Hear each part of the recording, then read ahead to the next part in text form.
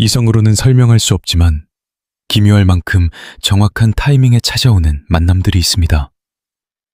당신이 지금 이 영상에서 걸음을 멈춘 건 역시 그런 순간 중 하나일지 모릅니다. 단순한 알고리즘의 인도나 스쳐가는 호기심 때문만이 아닙니다. 당신 내면의 어떤 깊은 부분이 아주 미세한 신호 하나에도 마음이 작게 요동치는 바로 그 임계점에 도달했기 때문일 것입니다. 칼 융은 진정한 내적 변화란 겉모습을 바꾸려 애쓸 때가 아니라 무의식의 한 조각이 마침내 의식의 수면 위로 떠올라 맞닿을 때 비로소 시작된다고 믿었습니다.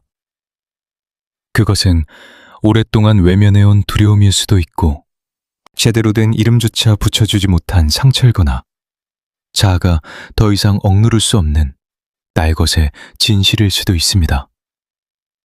그 자각의 순간은 대개 아주 고요하게 아무런 예고도 없이 찾아오지만 당신이 스스로를, 자신의 삶을, 그리고 걷고 있는 길을 바라보는 방식을 송두리째 뒤바꿀 만큼 강력합니다.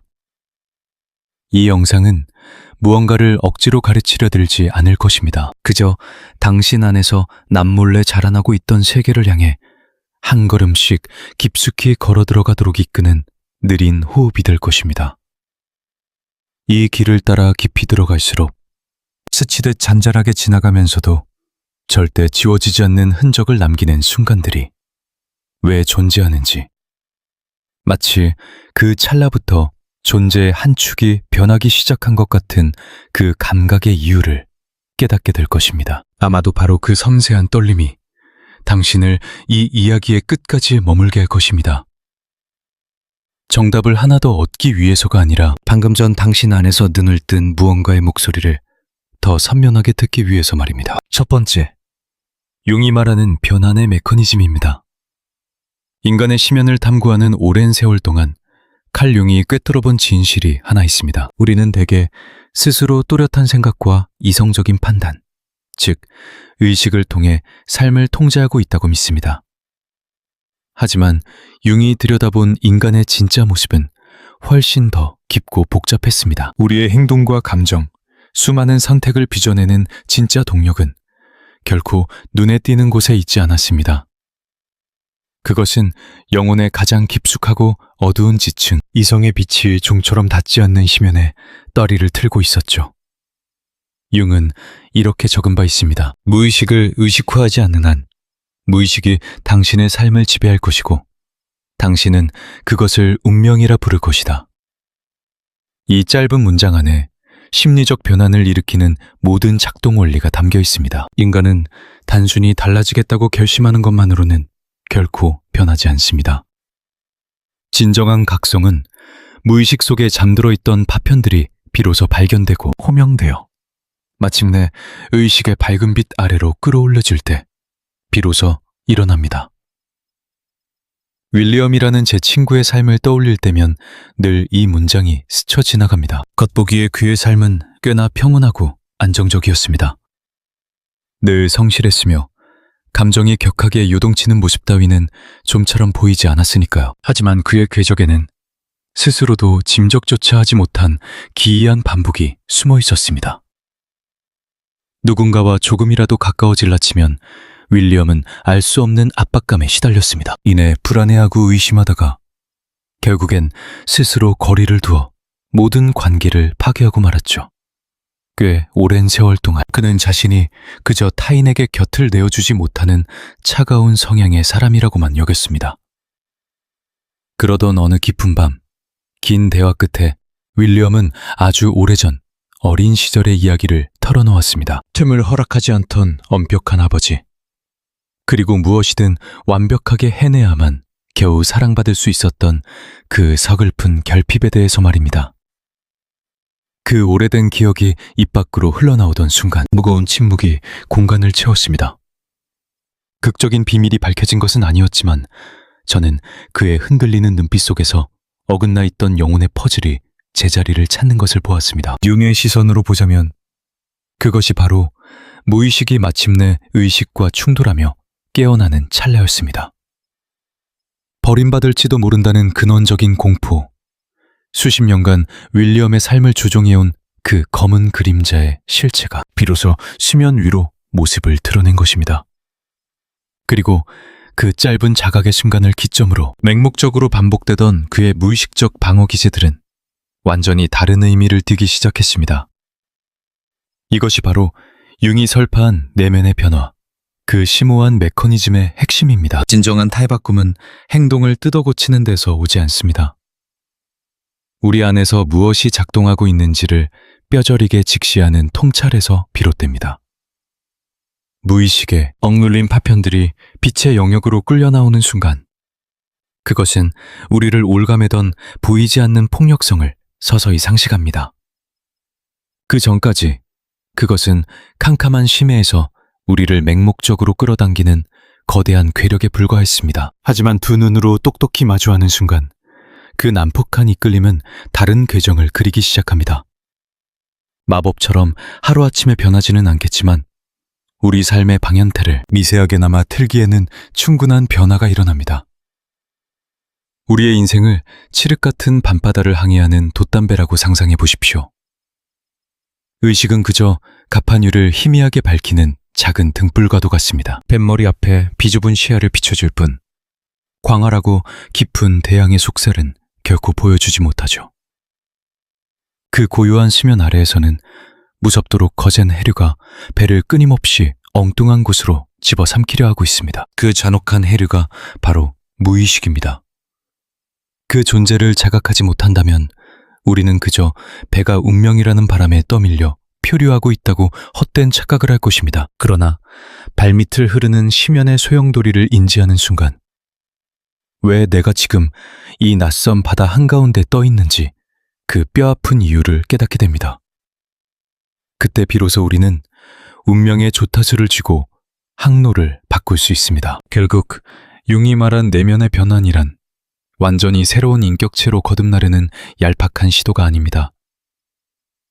그것은 내 안에 숨쉬는 진짜 나의 모습과 지독하리만치 솔직하게 대면하는 과정입니다. 자아가 길을 쓰고 외면하려 했던 수치스러운 파편들, 질투와 공포, 타인의 인정을 갈구하는 초라한 욕망, 피 흘리는 채 방치된 낡은 상처들을 기어이 똑바로 쳐다보라고 요구하죠. 띨은 이 추악하지만 진실한 이면을 그림자라 칭했습니다.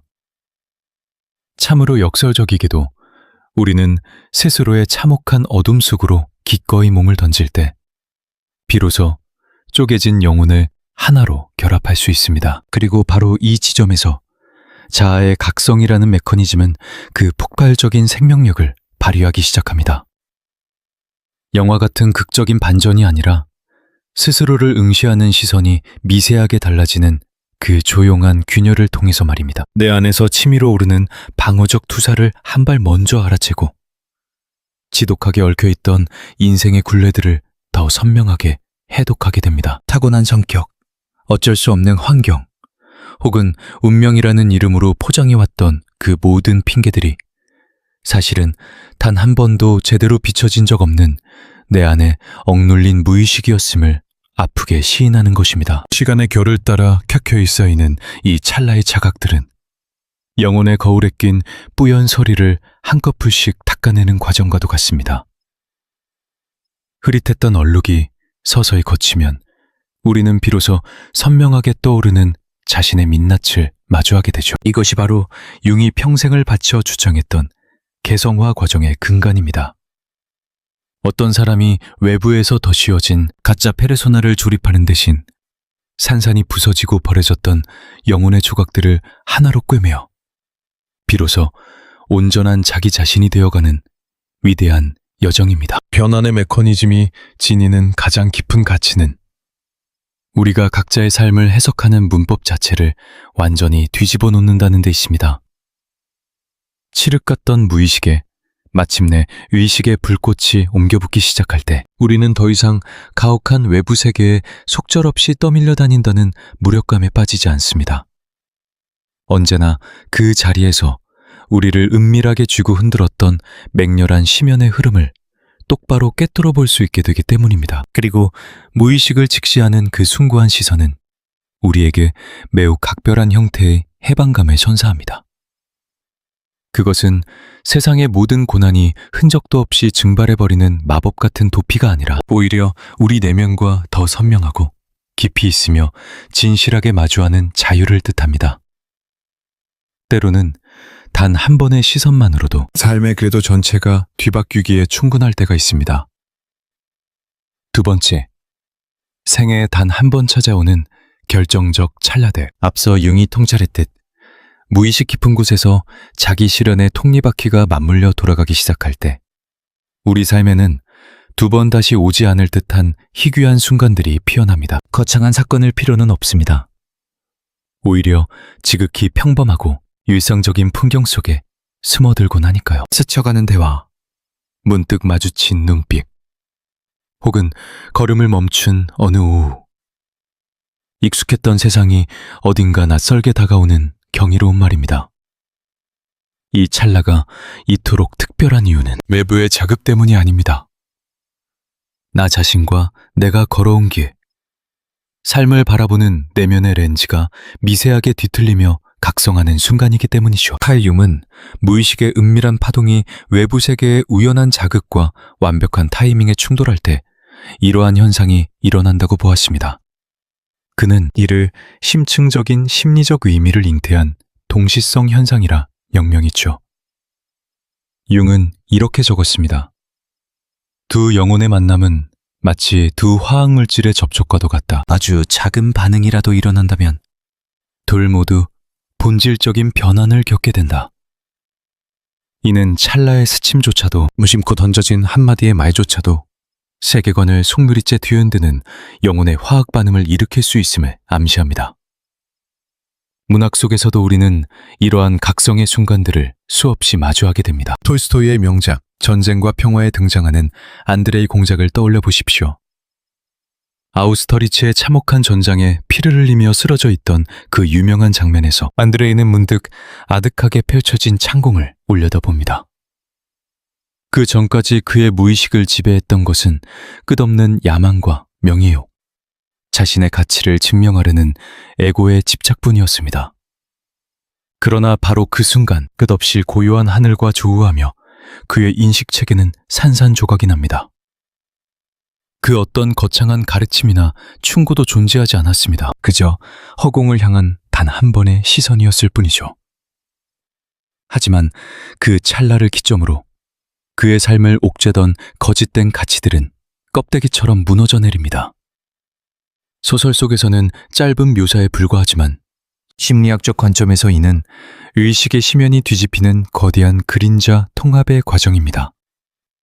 더욱 놀라운 사실은 이러한 각성이 똑같은 형태로 다시 반복될 수는 없다는 점입니다. 훗날 추억의 장소를 다시 찾고 낡은 책을 들춰보며 같은 문장을 곱씹어 보더라도 그때의 감각이 온전히 되살아나는 일은 거의 없습니다. 그 순간이 빛을 발해서가 아닙니다. 깨어난 의식을 품게 된 당신의 내면이 이미 완전히 다른 차원으로 도약했기 때문입니다. 한번 시야가 확장되고 나면 우리는 결코 맹목적이었던 과거의 자아로 퇴행할 수 없습니다. 이는 마치 늘 머물던 방 안에서 단 한 번도 눈치채지 못했던 비밀의 문을 불현듯 발견하는 것과 같습니다. 그 문을 인식한 이상 그것이 늘 그곳에 존재해왔다는 진실을 지워버릴 수는 없으니까요. 조금 더 깊이 들어가 우리의 생을 서서히 펼쳐지는 지도라고 상상해 봅시다. 대부분의 사람들은 눈앞에 놓인 좁은 골목만을 바라보며 살아갑니다. 이 길이 어디로 향하는지도 모른 채 무의식적인 습관과 익숙한 투사작용에 이끌려 맹목적인 발걸음을 옮길 뿐이죠. 그러다 어느 짧은 틈새 문득 높은 산 정상에 홀로 선 자신을 발견하고는 내가 걸어온 여정의 거대한 지형도를 선명하게 조망하는 비범한 찰나를 맞이합니다. 찰나의 통찰일지언정 이후 남은 길을 걸어가는 태도 자체를 송두리째 뒤바꿔 놓습니다. 이제 그 앞길은 예전처럼 미지의 어둠 속에 갇혀있지 않게 되니까 융의 분석 심리학적 시선에서 볼 때 생애 단 한 번뿐인 이 계시들은 온전한 자기로 나아가기 위한 내적 성숙의 지무입니다. 무의식의 저변에 웅크려 있던 깊은 영혼이 마침내 의식의 표면 위로 떠오를 준비를 마쳤을 때 발현되는 것이죠. 외면하고 싶었던 나의 어두운 그림자들. 단 한 번도 상상조차 못했던 새로운 가능성들. 혹은 직면할 용기가 없어 도망치기만 했던 불편한 진실들이 스스로 가면을 벗기 시작합니다. 이때는 스쳐 지나가는 외부 세계의 아주 사소한 자극조차도 내면 전체에 불을 밝히는 강력한 영혼의 스위치가 될 수 있습니다. 이 순간들이 뼈저리게 소중한 이유는 역설적이게도 그 덧없는 짧음에 있습니다. 영원히 머물지도 않고 에고의 억지스러운 의지로는 억지로 끄집어낼 수도 없습니다. 마치 칠흑 같은 암실에 내리꽂힌 한 줄기 상관과도 같죠. 1초도 안 되는 그 찰나, 그 빛이 방 안의 모든 실체들을 훑고 지나가면 우리는 가려져 있던 내면의 구조를 비로소 직시하게 됩니다. 이윽고 다시 짙은 어둠이 깔릴지라도 한 번 뇌리에 각인된 진실은 결코 소거되지 않습니다. 무수히 많은 사람들이 현실 속에서 이런 눈부신 각성의 틈새를 거치면서도 그 무게를 알아채지 못하곤 합니다. 길에서 우연히 마주친 타인과의 짧은 대화, 지인이 툭 던진 한마디, 늘 걷던 산책로에 멈춰 섰을 때 주변의 모든 공기와 풍경이 전혀 다른 우주의 언어로 다가오는 경이로, 이 미세한 균열들은 너무나 작아 보이지만 나라는 존재를 해석하는 근본적인 방식을 송두리째 뒤바꿀 파괴력을 지녔습니다. 여기서 핵심은 이 기적 같은 순간을 통제하려 들거나 억지로 만들어내려 애쓰지 않는 것입니다. 얄궂게도 우리가 안달복달하며 찾아 헤맬 때 그것들은 절대로 모습을 드러내지 않습니다. 우리의 무의식이 충분히 연글고 스스로를 마주할 준비가 끝난 바로 그 시점에 자연스레 피어나기 때문이죠. 그 임계점에 도달하면 거창한 사건 없이 아주 사소한 디테일 하나만으로도 숨겨져 있던 본성이 환하게 끄뚫립니다. 그러니 일상 속에서 우리가 취해야 할 태도는 무척이나 단순합니다. 어느 순간 나의 발걸음을 우뚝 멈춰 세우는 기류의 변화를 민감하게 포착하는 것. 팔자의 한 구절이나 낯선 풍경 혹은 정체 모를 감각이 평소보다 길게 당신의 침묵을 이끌어낸다면 그 자리에 조금만 더 머물러 주십시오. 황급히 현실로 도망치려 하지 말고 고요히 마음에 닻을 내린 채 무의식의 어느 심연이 건드려졌는지 가만히 응시해 보십시오. 삶이라는 거대한 배가 완전히 새로운 궤도를 향해 조용히 뱃머리를 틀기 시작하는 것은 종종 그토록 하찮아 보이는 미세한 침묵 속에서 이루어집니다. 당신의 생애 속에서도 혹여 세상을 바라보는 눈을 완전히 씻겨준 작지만 강렬한 각성의 순간이 있었다면 그 내면의 이야기를 댓글로 남겨주시길 바랍니다. 수려한 문장일 필요도 길게 적을 이유도 없습니다. 단 몇 줄의 진솔한 경험담만으로도 당신이 치열하게 넘어왔던 바로 그 그림자의 글자로에서 사성이는 누군가에게는 구원의 빛으로 가닿을 수 있을 테니까요. 세 번째, 오직 단 한 번 주어지는 기적 앞에 놓인 인간의 두려움에 대하여. 단 한 번의 찰나로 끝나는 경험들은 필연적으로 무거운 심리적 중력을 지닙니다. 그것이 단순히 희귀하기 때문만이 아닙니다. 그 신기루 같은 순간이 흩어지고 났을 때 내 영혼에 가장 깊고 본질적인 무언가를 훑고 지나갔다는 서늘한 직감이 스치기 때문입니다. 동시에 이 완벽했던 일체감은 생에 다시는 똑같은 질감으로 돌아오지 않을 것이라는 상실감이 몰려옵니다. 바로 이 아슬아슬한 경계에서 인간 특유의 방어 기제가 작동하기 시작합니다. 그 통찰이 내면에 고스란히 뿌리 내리도록 내버려 두는 대신 우리의 얄팍한 자아는 그것을 억지로 틀어주려 발버둥을 칩니다. 강렬했던 환희를 인위적으로 박제하고 통제하여 다시금 그 경험을 복제하려는 것이죠. 그러나 무의식의 역설이 을에 그렇듯 집착하며 강하게 그려줄수록 손가락 사이로 빠져나가는 모래알처럼 그 감각은 속절없이 마모되어 버립니다. 칼륨은 끊임없이 안전망을 찾아 헤매는 에고의 본성을 정확히 꿰뚫어 보았습니다. 우리의 에고는 길들여져 익숙하고 끝없이 반복되며 통제권 안에 둘 수 있는 얕은 수면만을 유용하려 합니다. 하지만 본질적 개성화를 이끄는 변환의 순간들은 다릅니다. 그것은 폭풍처럼 예고 없이 들이닥쳐 심연의 맨바닥을 쓸어내린 뒤 안개처럼 홀연히 사라져버리는 속성을 지녔습니다. 자아가 불안에 떠는 이유는 바로 이것입니다. 삶에 의미 있는 모든 것을 영원히 소유할 수는 없다는 진실을 마주해야만 하니까요. 윰은 이렇게 말했습니다. 빛의 형상을 상상한다고 해서 깨달음을 얻는 것이 아니다. 무의식의 어둠을 직시할 때 비로소 내면의 눈을 뜨게 된다. 이처럼 벼랑 끝에 선 순간 우리는 자신의 그림자와 대면하게 됩니다. 상실과 변화에 대한 공포, 그리고 전혀 새로운 나로 거듭나는 것에 대한 두려움 말입니다. 제가 참관했던 어느 융합파 심리치료 시간에서 나타샤라는 30대 여성을 만난 적이 있습니다. 겉보기에 그녀는 꽤 안정적인 삶을 살고 있었습니다. 반듯한 직장에 부드러운 말투, 그리고 더없이 차분한 태도까지 갖춘 사람이었죠. 하지만 상담이 이어지는 내내 그녀의 이야기 속에서는 하나의 패턴이 반복되었습니다. 모든 것이 달라질 수도 있었던 그날에 대한 짙은 미련이었죠. 그것은 온실 같은 직장을 떠나 오랫동안 꿈꾸었던 창작의 길로 뛰어들 수 있었던 결정적인 순간이었습니다.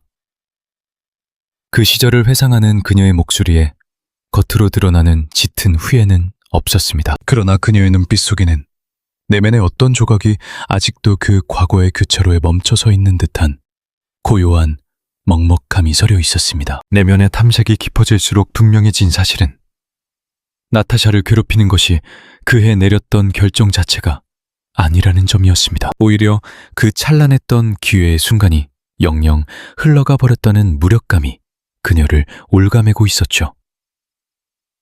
융 심리학에서 임은 아주 흔하게 발견되는 방어 기제입니다.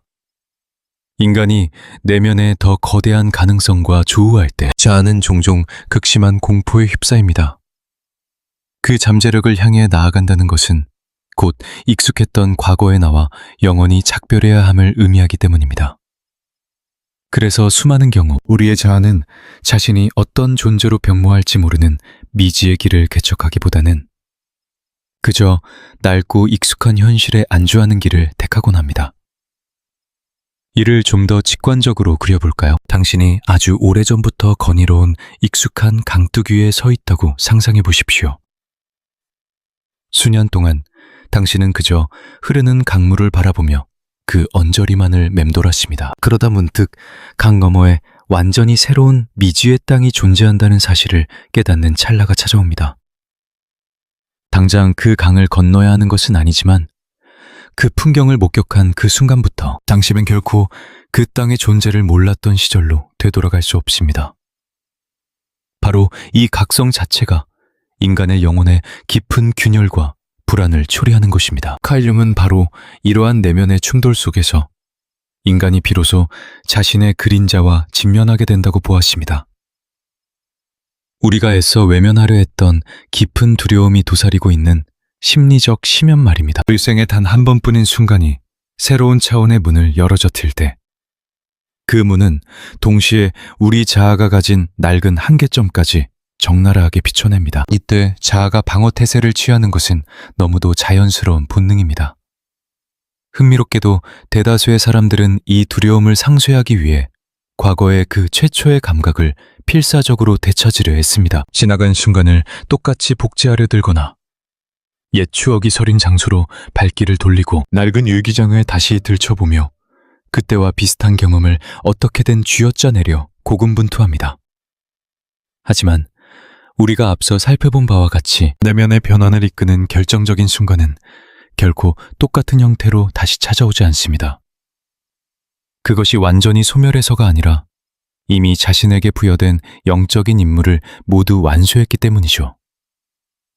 융의 관점에서 보자면 단 한 번 찾아오는 찰나의 진정한 가치는 그것을 박제하는 데 있는 것이 아니라 그로 인해 내면의 지각 변동을 허락하는 데 있습니다.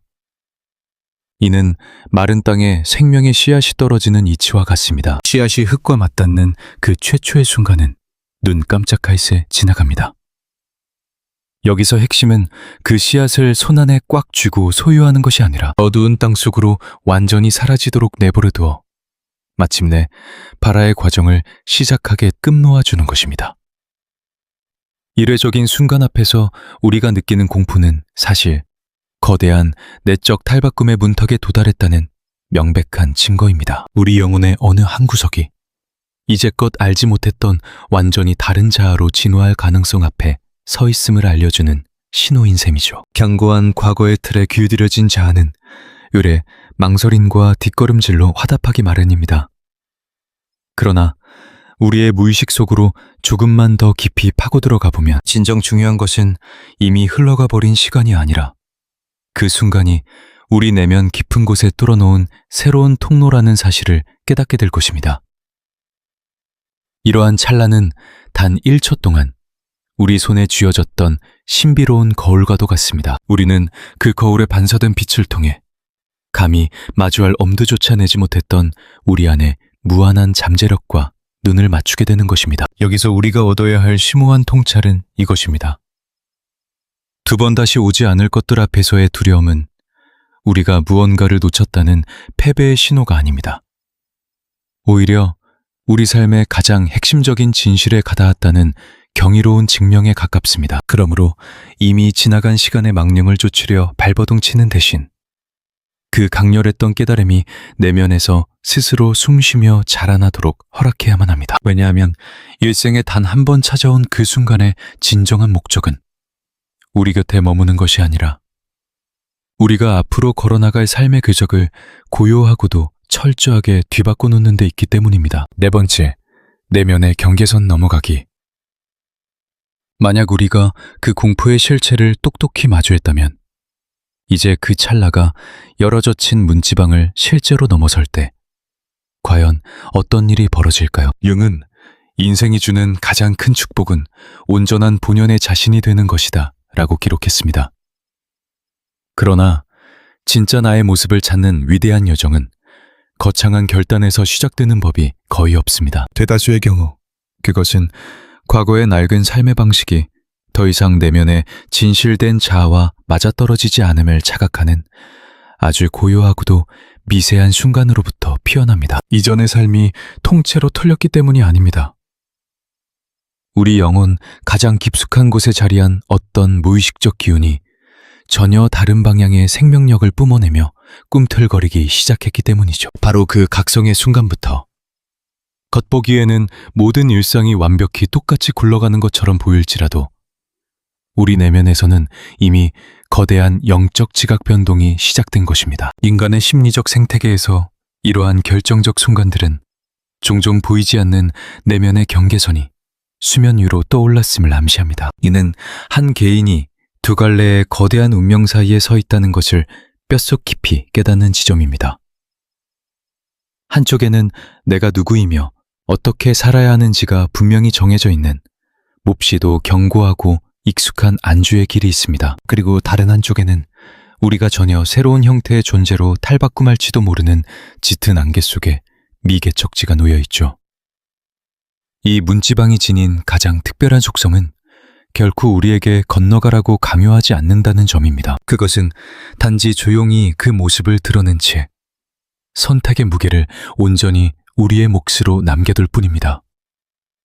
수많은 고대 신화 속에서 이 보이지 않는 경계를 넘어서는 행위는 언제나 극적인 자아 실현의 여정이 시작됨을 알리는 신호탄이었습니다. 그리스 신화 속 오르페우스의 비극적인 서사에서 우리는 아주 흥미로운 상징을 발견하게 됩니다. 사랑하는 아내 에우리디케가 목숨을 잃자 오르페우스는 그녀를 되찾기 위해 기꺼이 지하세계로 내려가겠다는 결단을 내립니다. 이를 위해 그는 산자의 공간과 죽은 자의 영토를 가르는 절대적인 틈새를 넘어가야만 했죠. 그곳은 살아서 돌아올 수 있으리란 보장이 전혀 없는 심연의 땅입니다. 오르페우스가 그 금기의 문을 통과했다는 것은 단순히 낯선 지리적 공간으로 진입했음을 의미하지 않습니다. 그는 자신의 본질마저 송두리째 해체해버릴 가혹한 심리적 시련의 한가운데로 스스로 걸어 들어간 것입니다. 이 오래된 이야기를 하나의 심리적 은유로 해석해 본다면 오르페우스의 기행은 인간의 내면 세계에서 끊임없이 반복되는 아주 보편적인 궤적을 거울처럼 비춰줍니다. 우리가 삶의 거대한 심리적 경계선을 넘어설 때 익숙하고 안전한 요람을 떠나 미지의 영역으로 발을 내디뎌야 할 때가 있습니다. 지하 세계로 향했던 오르페우스처럼 말이죠. 우리 앞길에 무엇이 도사리고 있을지 완벽히 예측할 방도는 없습니다. 심층 심리학의 관점에서 보면 이러한 순간은 자아에 대한 인식이 확장되면서 찾아오곤 합니다. 내면 깊은 곳에 억눌려 있던 진정한 열망과 핵심 가치, 혹은 감히 상상조차 못했던 새로운 가능성에 눈을 뜨기 시작할 때 우리의 무의식적 삶은 변곡점을 맞이합니다. 하지만 이 변화는 벼락치듯 오지 않으며 보통 형언하기 힘든 미묘한 감각으로 피어납니다. 과거의 방식으로는 끊임없이 성장하는 나 자신을 더 이상 담아낼 수 없다는 직관적인 깨달음입니다. 이해를 돕기 위해 수년 동안 매일같이 걷던 익숙한 산책로를 떠올려 보십시오. 구석구석 굽어진 길과 쉬어갈 만한 모퉁이까지 훤히 꿰뚫고 있는 길입니다. 그런데 어느 날 뜬금없이 한 번도 마주친 적 없는 작은 샛길이 눈에 들어옵니다. 친절한 표지판도 없고 목적지도 불분명합니다. 하지만 그 낯선 길을 목도한 찰나 내 삶의 반경이 생각보다 훨씬 방대할지도 모른다는 사실을 직감하게 됩니다. 심리적 한계선을 넘어설 때도 이와 비슷한 양상을 띱니다. 억지로 당장의 탈바꿈을 강요하지는 않습니다. 다만 우리가 걸어온 단 하나의 궤적 너머에 무수히 많은 선택지가 존재함을 일깨워줄 뿐입니다. 흥미로운 점은 이 내면의 문턱을 한번 넘어서고 나면 무의식의 지형도가 아주 은밀하게 재편된다는 사실입니다. 나를 올밤매던 과거의 굴레들이 비로소 투명하게 보이기 시작하죠. 절대 불가능하다고 단정지었던 선택지들이 묘하게 손에 닿을 듯 다가옵니다. 이는 외부 환경이 기적처럼 변해서가 아닙니다. 스스로를 바라보고 삶을 해석하는 렌즈 자체가 완전히 달라졌기 때문입니다. 일상 속에서 이 무의식의 경계를 넘는 일은 아주 사소한 행동에서 출발하곤 합니다. 가만히 멈춰서서 내면의 목소리에 귀 기울이는 일이죠. 깊은 곳에서 꿈틀거리는 무언가가 자꾸만 다른 방향을 가리키며 변화를 갈망한다면 그 낯선 불안감이 두렵다는 이유만으로 황급히 덮어두지 마십시오. 사실 그 불편함이야말로 당신이 삶의 중대한 전환점 앞에 서 있다는 가장 확실한 방증이니까요. 그 결절점에서 굳이 완벽하고 깔끔한 정답을 쥐어짜낼 필요는 없습니다. 그저 본연의 자아에 조금 더 솔직해지는 방향으로 조심스레 반보 정도 나아가 보는 것으로 충분합니다. 그 미약한 발걸음 하나가 내면 세계의 거대한 길을 튀어낼 것입니다. 혹시 당신의 삶에서도 이처럼 내면의 문턱 앞에서 서성였던 강렬한 찰나가 있었다면 아래에 짧은 문장 하나를 남겨주셔도 좋습니다. 나는 용기 내어 발을 내디뎠다. 가끔은 이런 확언을 직접 적어내려가는 행위만으로도 진정한 나를 찾아가는 개성화의 여정이 이미 닻을 올렸음에 스스로에게 각인시킬 수 있습니다. 5번째, 탐구의 굴레와 에고의 교묘한 함정입니다. 무의식의 경계를 막 넘어서려는 찰나 매우 교활한 심리적 역동이 고개를 듭니다. 이른바 끊임없는 탐구라는 덫이죠. 자신의 심연에서 묵직한 진실을 건져 올린 직후 우리는 더 많이 파헤치고 분석하며 더 완벽한 해답을 찾고자 하는 갈증에 사로잡힙니다. 초기에는 지극히 자연스러운 현상이지만 시간이 흐를수록 이 탐구열 자체가 맹목적인 무한 루프로 변질되곤 합니다. 진짜 정답은 언제나 지금보다 한 발짝 저 너머에 있다고 착각하게 만드는 공간이죠. 융은 이렇게 통찰했습니다.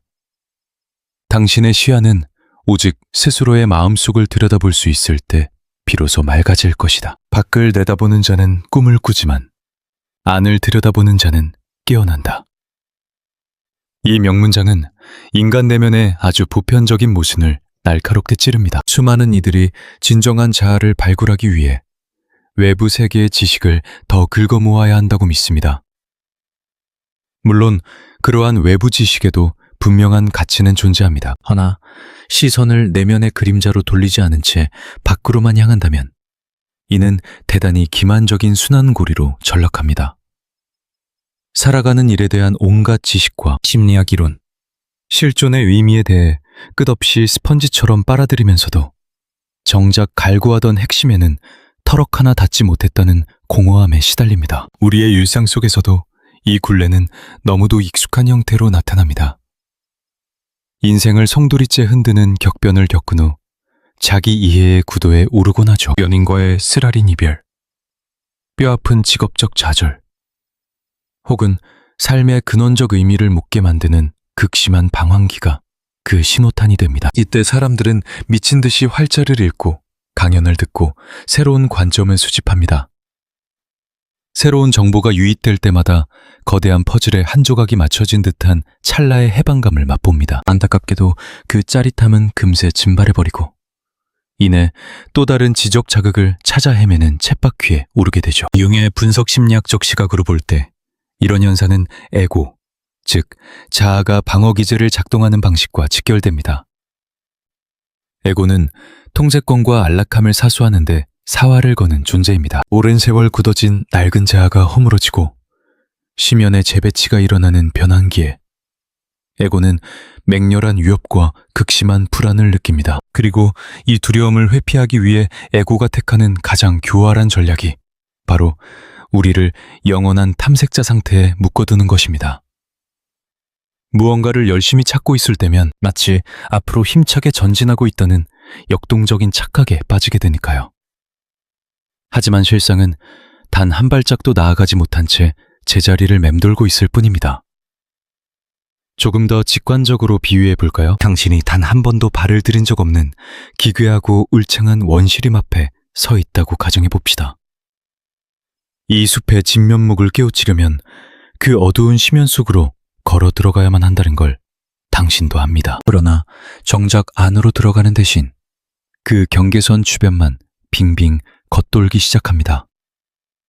그저 안전한 바깥에서 우거진 지푸를 관망하기만 하죠. 숲의 생태를 설명하는 안내판을 탐독하고 다녀왔다는 사람들의 무용담에 귀를 기울입니다.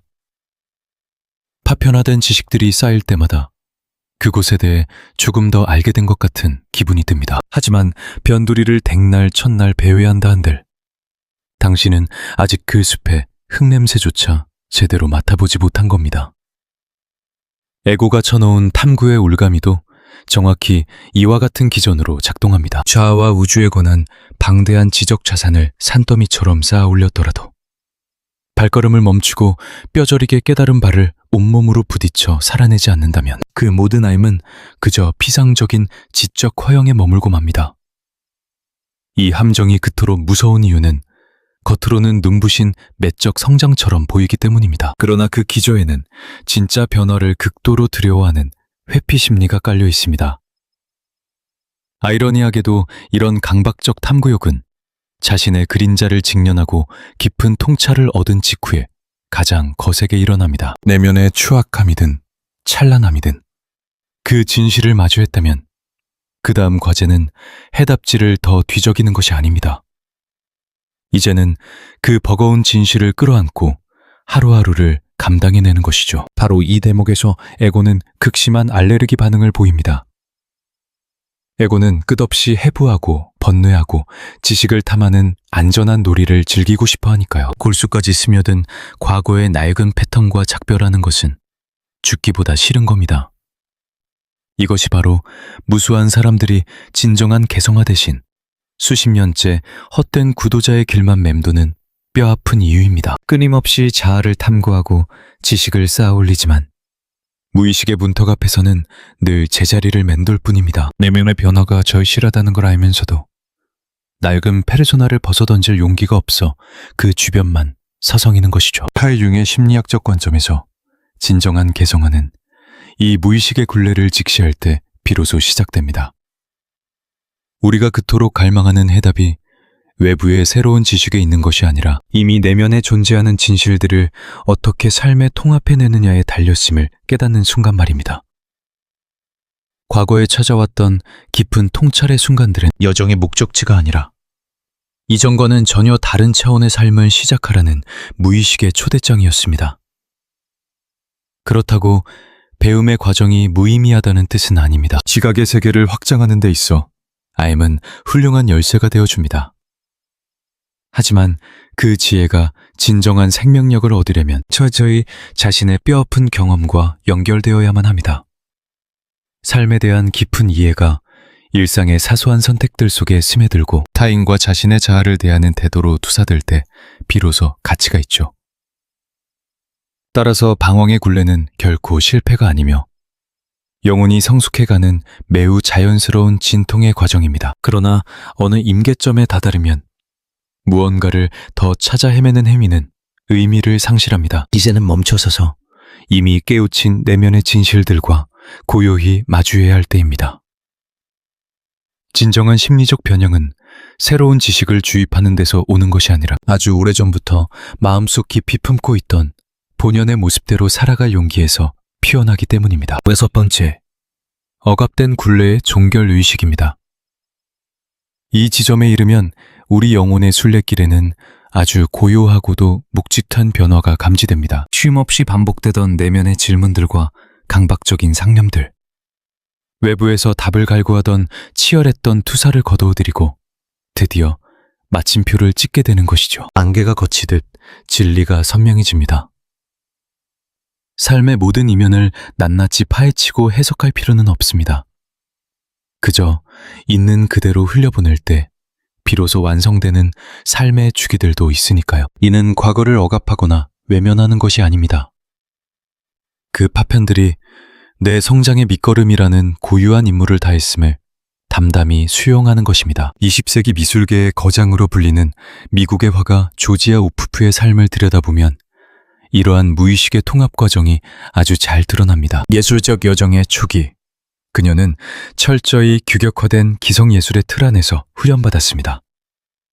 당시의 작품들은 기술적으로 완벽에 가까웠지만 정작 그녀의 영혼이 갈망하던 생동하는 생명력과 내면의 소리는 철저히 결여되어 있었다고 훗날 스스로 고백했죠. 기막힌 세월 동안 타인의 방식이라는 페르소나를 흉내내는 데 그쳤던 그녀의 삶에 거대한 뱅복점이 찾아옵니다. 현실을 기계적으로 복제하는 대신 대상의 리듬과 선, 그리고 철저히 주관적인 내면의 울림에 집중하라는 아서 웨슬리 다우의 가르침과 조우하면서부터 말입니다. 이를 계기로 1915년 오크프는 오로지 자신의 심해에서 길어올린 감정의 파동에 의지해 추상적인 목탄화 실험에 몰두하게 됩니다. 억눌려 있던 무의식이 빛을 발하며 마침내 그녀만의 독보적인 예술 세계가 세상에 첫 발을 내딛는 순간이었죠. 바로 이 대목에서 칼융의 통찰이 강렬한 진동을 일으킵니다. 나는 나에게 일어난 일들의 결과물이 아니라 내가 스스로 되기로 선택한 존재라는 사실을요. 우리의 자아는 과거의 상처와 경험만으로 완성되지 않습니다. 흘러간 시간들이 흔적을 남길 수는 있어도 앞으로 나아갈 미지의 궤적까지 통제할 수는 없습니다. 핵심은 매 순간의 주체적인 선택에 있습니다. 낡은 상처 속에 머물 것인가, 아니면 새로운 자아의 길로 나아갈 것인가. 내면의 오랜 매듭이 온전히 풀릴 때 세상을 감각하는 방식에 미세한 지각 변동이 일어납니다. 의식을 지배하며 뇌리를 어지럽히던 소음들이 서서히 잦아들고 영혼을 짓누르던 무거운 기억의 파편들도 한결 가벼워집니다. 상처가 소멸해서가 아니라 더는 그 잔해 속에서 억지스러운 의미를 캐낼 필요를 느끼지 못하기 때문입니다. 이러한 생애 주기의 종결 과정은 신경과학적 관점에서 뇌가 트라우마와 기억을 재배열하는 메커니즘과도 깊게 맞닿아 있습니다. 인지과학 연구에 따르면 미해결된 심리적 응어리들은 우리의 뇌로 하여금 끊임없이 그 고통의 진원지로 회귀하도록 강제한다고 합니다. 파편화된 정보의 조각들을 기억 후 하나의 완성된 퍼즐로 맞추려는 뇌의 본능적인 방어기제 때문이죠. 하지만 특정 경험을 삶에 지나간 한 페이지로 온전히 수용하는 순간 신경계는 이를 장기 기억 창고로 편입시키며 파괴적인 강박의 굴레를 스스로 서고해 나갑니다. 한 시절이 끝났음을 내면 깊숙이 인정할 때 우리가 형언할 수 없는 깊은 해방감을 느끼는 이유도 바로 여기에 있습니다. 이야기에 막이 내리면 의식은 더 이상 과거의 환영 속을 헤매지 않습니다. 낡은 시간에 결박되어 있던 정신적 에너지가 비로소 해방되어 온전한 현재를 향해 흘러들기 시작하죠. 쳇바퀴 돌듯 반복되던 망상들이 잔잔하게 가라앉고 마음 한구석에는 내일을 바라볼 수 있는 너른 여백이 생겨남을 감각하게 됩니다. 이 과정을 이해하기 쉽게 우리의 삶을 여러 미지의 땅을 횡단하는 길고 긴 순례길이라고 상상해 보십시오. 쟁걸음으로 스쳐 지나가는 구간도 있고 기약 없이 머물게 되는 척박한 땅도 있을 것입니다. 하지만 굽이진 옛길의 모퉁이에만 미련을 두고 서 있다면 펼쳐질 새로운 지평선은 영원히 볼 수 없습니다. 과거의 굴레를 끊어낸다는 건 그곳에서 얻은 깨달음의 무게만을 짊어진 채 과감히 시선을 미래로 돌려 다시금 담담하게 발걸음을 내딛는 결단과도 같습니다. 흥미롭게도 이러한 영혼의 도약은 거창한 사건을 통해 시작되는 법이 거의 없습니다. 대개는 아주 고요하고 부드러운 직관의 형태로 마음을 두드리죠. 어느 날 불현듯 더 이상 과거의 낡은 질문에 얽매일 필요가 없다는 묵직한 진리를 깨닫게 됩니다. 그 난제들이 명쾌하게 해명되어서가 아니라 자아 실현의 험난한 여정 속에서 이미 충분한 몫을 다했음을 가슴으로 품게 되었기 때문입니다. 지나온 생을 찬찬히 복기해보면 삶의 진정한 변곡점은 늘 이토록 적막하고 조용한 찰나의 순간에서 움타심을 알 수 있습니다. 요란한 팡파르나 극적인 결단 없이 단지 길었던 한 챕터가 저물었다는 고요한 수용만이 존재할 뿐입니다. 바로 그 지점에서 우리는 한결 홀가분해진 영혼을 이끌고 다시 나아가게 되며 눈앞에 펼쳐진 미지의 길이 이전보다 한 뼘 더 넓고 환해졌음을 느끼게 됩니다. 내일 아침 익숙하고 지루한 일상의 궤도로 다시 걸음을 내딛기 전 지금 당신의 자아가 생의 어느 지점을 통과하고 있는지 가만히 들여다보는 고독의 시간을 허락해 보십시오. 무의식의 심연을 헤집어 상처를 변명할 필요도 외부에서 더 나은 해답을 구걸할 필요도 없습니다. 그저 고유한 사명을 다하고 저물어가는 삶의 장들이 있음을 경건하게 마주하는 것. 바로 그 온전한 알아차림의 순간으로부터 나의 무의식을 알아차리는 순간 삶을 짓누르던 무게는 비로소 가벼워집니다. 진정으로 중요한 것은 방금 당신이 들은 몇 마디의 문장들이 아니라 당신의 깊은 심연에서 조용히 일렁이는 미세한 파동이 있을지도 모릅니다. 이 영상에서 건넨 이야기와 관점들은 결코 개성화를 위한 완벽한 해답이 될 수 없습니다. 그저 무의식을 비추는 거울처럼 당신이 미처 몰랐던 오랜 내면의 굴레와 침묵하던 두려움, 혹은 굳게 닫혀있던 마음의 문을 스스로 마주하도록 돕는 길잡이일 뿐입니다. 활용은 이처럼 내면의 그림자를 직면하는 각성의 순간이 결코 단순한 우연으로 찾아오지 않는다고 믿었습니다. 이러한 깨달음은 늘 스스로의 무의식을 탐구할 준비가 된 바로 그 시기에 맞춰 모습을 드러냅니다. 때로는 삶의 궤적을 완전히 뒤바꾸는 심리적 변형이 거창한 결단이 아니라 나라는 존재를 이해하는 아주 작은 자각에서부터 싹을 틔웁니다. 바로 그 지점에서부터 온전한 자아로 향하는 새로운 길이 펼쳐지기 시작하죠. 만약 이 영상이 당신의 가장 절묘한 순간에 가닿았다면 이를 치유와 개성화를 향한 여정의 작은 이정표로 삼아주시길 바랍니다. 융의 시선으로 인간 심연의 미로를 계속해서 탐색하고 싶으시다면 채널의 구독과 좋아요를 통해 앞으로 이어질 영상들 속에서도 깊은 자아 탐색의 길을 계속해서 함께 걸어가 주십시오. 때맞춰 찾아온 단 하나의 깊은 통찰만으로도 굳게 잠겨있던 당신 내면의 새로운 문을 열어젖히기에는 충분하니까요.